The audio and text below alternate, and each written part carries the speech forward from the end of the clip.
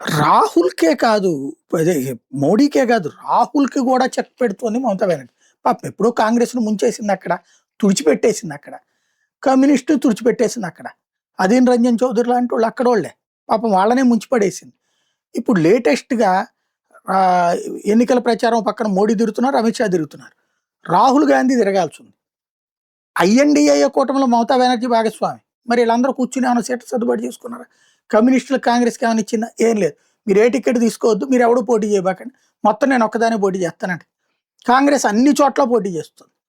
దాంతో ఇప్పుడు రాహుల్ గాంధీని దెబ్బకొట్టడానికి గాను, రాహుల్ గాంధీ కోసమని వేసిన హెలీప్యాడ్ రజ్ ఆహ్, రాజ్‌గంజ్‌లో ఏర్పాటు చేసినటువంటి హెలీప్యాడ్‌ని తృణమూల్ కాంగ్రెస్ కార్యకర్తలు ధ్వంసం చేశారు. అంటే వీళ్ళు ఎంత విధ్వంసకారులో చూడండి. ఎవ్వరిని బతకనియ్యరు వీళ్ళు.